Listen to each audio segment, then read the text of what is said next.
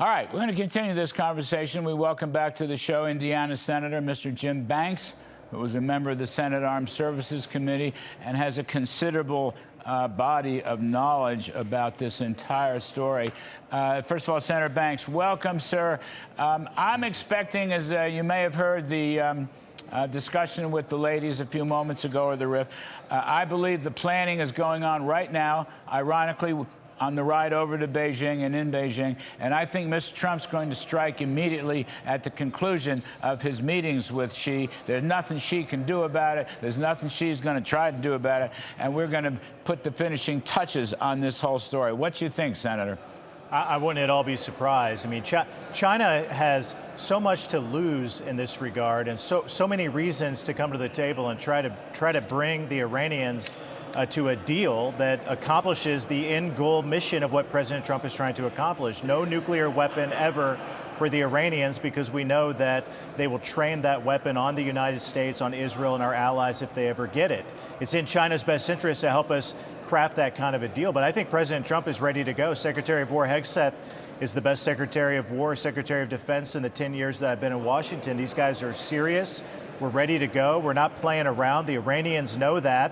And it's time to open the straits and make a deal that prevents them from getting what they want and bring down gas prices, get America healthy again as we head into the midterms and get back to work to save this country. You know, Senator, I think it's just ironic. I've said it earlier in the show. I'll say it again. It's ironic, first of all, that President Trump is probably putting the finishing touches on this next move for combat, and of course to open up the strait while he's in Beijing, on the way in, while he's in Beijing. But the other thing, Senator Banks, so interesting, not only do I think there's much Xi can do about Iran, I don't think they want to do much about Iran because they see a loser. And the United States, we have surrounded Xi with strength. We have military strength Xi lacks. She just got rid of, by the way, you may know this, he fired or shot or imprisoned a whole bunch of generals that he himself appointed a few years ago. It's a bizarre story. Financially, China is still in trouble. The real estate property crash continues. Their economy is basically in a recession, and they're running short of foreign exchange reserves and so forth. And as far as getting oil is concerned, Iran's not going to give them oil now. We're going to give him oil now, and that makes him super vulnerable. Well, and I've said all along, Larry, we've talked about this before, that President Trump knew all of this heading into these talks. I mean, the leverage that comes out of what's going on in Iran, the bigger picture is what's going to happen coming out of Beijing and when Xi comes to the United States later this year. President Trump has the better hand. We have the leverage, and it's time to use it. The Chinese always lie, steal, and cheat. They never keep up their end of the deal. President Trump's not going to let them get away with that anymore. That's why these talks are so significant. He's putting them on notice. Buy our soybeans that come from Indiana. Buy our products. Open up your economy to American businesses.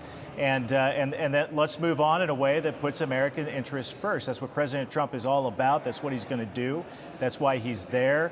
And what's going on in Iran plays right into it. Yeah, he's got a lot of leverage on trade. You're right, because of his leverage on on Iran. I mean, I think the one does lead to the other.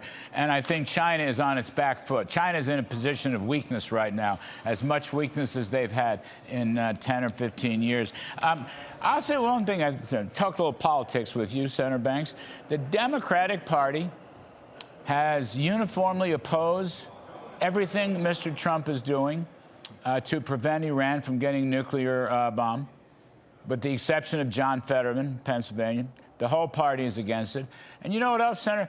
The whole party has turned against Israel, which was our great ally, still is our great ally, and is assisting us in this noble mission. And, sir, I think it's not temporary $4.50 gas that's going to determine the midterms. I think that that the Democrats are making a huge mistake.